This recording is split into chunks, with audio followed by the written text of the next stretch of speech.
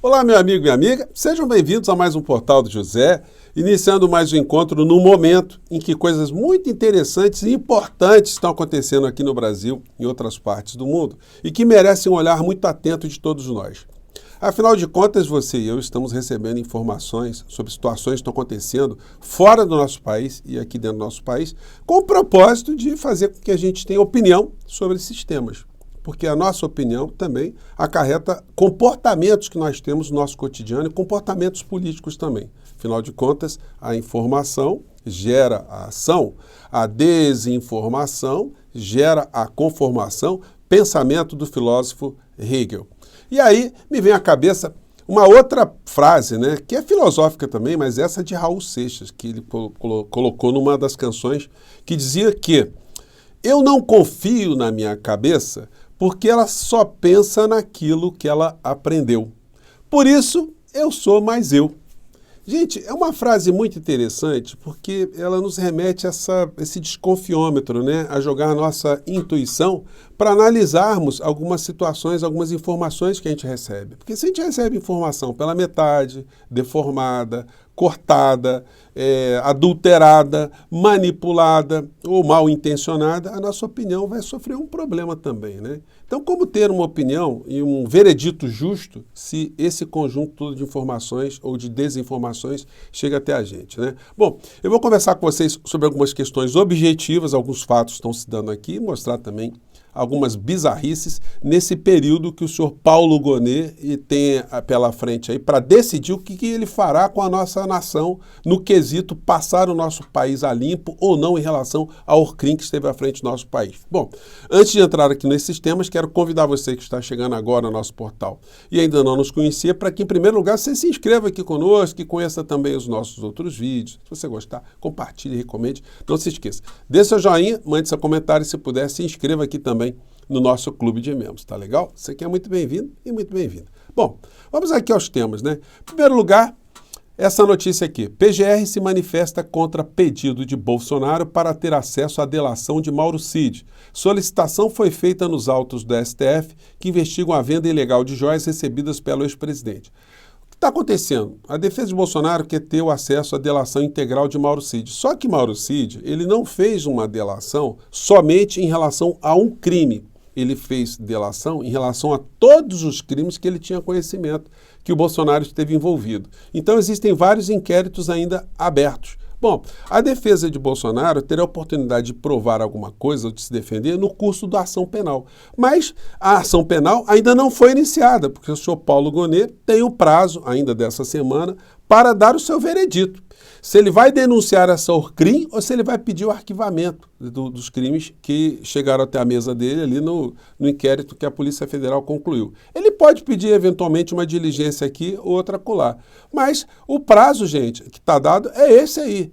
E o benefício que ainda se tem na PGR é que o judiciário está em recesso. Volta agora a funcionar dia 1º de agosto. Então, até dia 1º de agosto, o benefício aí é do Procurador-Geral da República para se manifestar. Mas pode ser, enquanto eu estou falando aqui com vocês, que já esteja sendo gestada aí uma denúncia. Nós teremos informações nos próximos dias, não tem como esse assunto ser jogado para frente. O senhor Paulo Gonet, ele entrará para a história, ou como alguém que, de fato, fez com que a Procuradoria-Geral da República exercesse o seu papel institucional e denunciasse esses criminosos todos que fizeram tanto mal ao nosso povo, ou simplesmente dando cobertura a tudo aquilo que fez de iniquidade na PGR o senhor Augusto Aras, né? Bom, então nós aqui pelo menos estamos cobrando e as nossas vozes aqui elas vão repercutindo, né?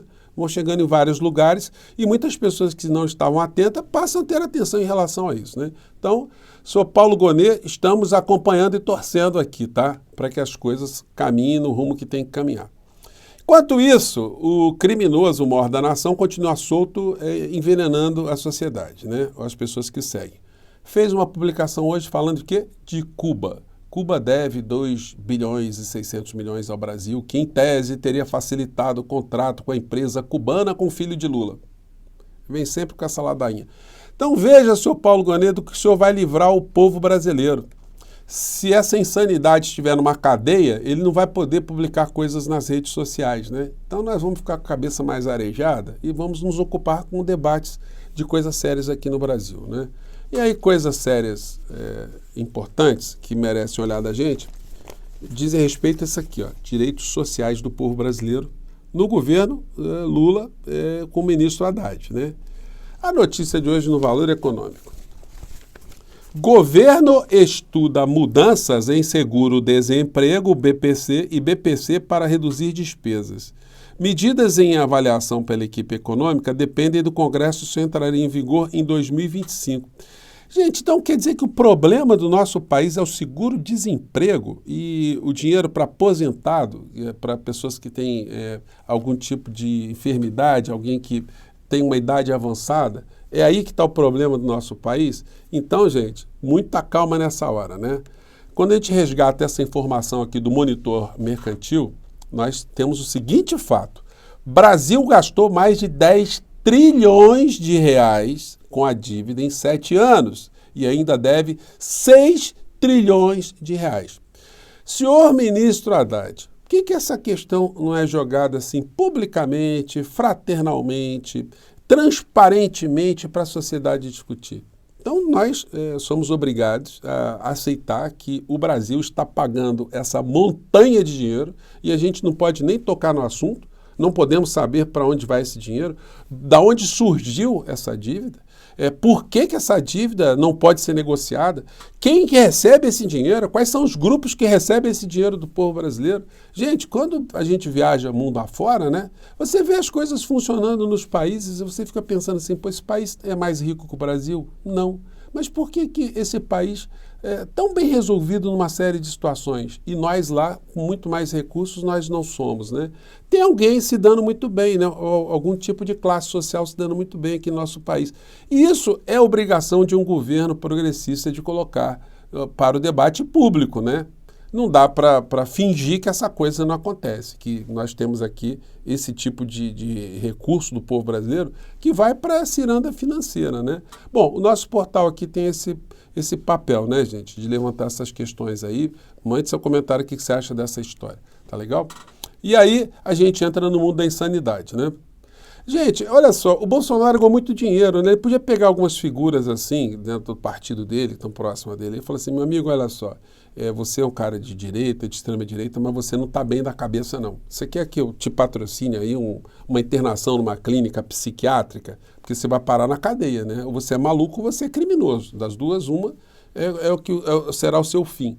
A criatura aqui, um dos mais proeminentes desse mundo negacionista, esse mundo virulento, criminoso, é esse deputado, o Gaia, né? Então ele está lá nos Estados Unidos, essa gente adora os Estados Unidos, eu não sei porque que eles dizem Brasil acima de tudo, né? E aí ele está sendo analista das eleições dos Estados Unidos. Então, o mundo está correndo perigo, segundo a extrema-direita bolsonarista, porque pode ganhar as eleições nos Estados Unidos uma ultra-esquerdista, né? Confira aqui a frase, o pensamento míope da criatura. Sobre a Kamala. A Kamala, aqui, ela é como se fosse a Sâmia Bonfim no Brasil.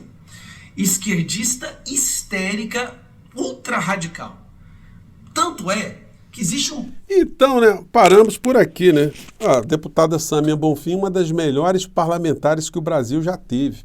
Valorosa, destemida, ética, correta, defende direitos humanos, defende as pessoas mais humildes aqui no nosso país, tem uma visão crítica, é uma excelente parlamentar. Então, se Kamala Harris for assim, tá ótimo, né? Mas eles gostam de dar aquelas pitadas, né? Que ela é histérica. Então, olha só. O Trump está dizendo a mesma coisa, né? Então, essa gente se conecta nesse mundo cão. A matéria de hoje diz que Trump ataca Kamala em primeiro comício após desistência. Aí vem o texto aqui. Tratando a democrata por um novo apelido, de Kamala Mentirosa, o anterior Kamala Risonha parece não ter colado entre o eleitorado. Trump também acusou o adversário de ser a pior vice-presidente da história dos Estados Unidos, chamando-a também de força motriz ultraliberal por trás de cada catástrofe de Biden. Então, quer dizer, ela é liberal ou ela é de esquerda, né? Então, eles têm uma confusão mental muito grande. Aí na frente a confusão fica assim, ó, na cabeça da fala do Trump. Ela é uma lunática radical. de esquerda que destruirá nosso país, afirmou o candidato republicano, acrescentando que ela é pior até que Bernie Sanders, senador independente de Vermont. E aí, olha só que maluquice, gente.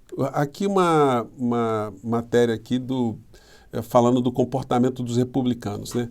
Líderes do Partido Republicano pedem aos colegas que evitem ataques racistas e sexistas contra Kamala Harris. Então os caras precisam pedir para não ser racista. Ou seja, na essência, eles praticam, né, as falas racistas sem nenhum tipo de problema. Então está tendo advertência, olha, não ataquem, tá? Ou falas sexistas. Só que o vice lá da chapa do Trump, o Vance, ele mandou uma aí, né, que mostra o perfil psiquiátrico, psicanalítico e moral dessa gente, né? Abre aspas para a fala da criatura. Nós somos efetivamente comandados nesse país por democratas, um bando de mulheres com gatos e sem filhos. Então, quer dizer, a mulher que tenha gatinho e não tenha filho, então é o demônio, né? Bom, sem filhos que são infelizes em suas vidas e com as escolhas que fizeram e querem tornar o resto do país infeliz também, afirmou Vance. Ou seja, é o picaretinha que está nascendo ali, a sombra do picareta-mor lá nos Estados Unidos, né?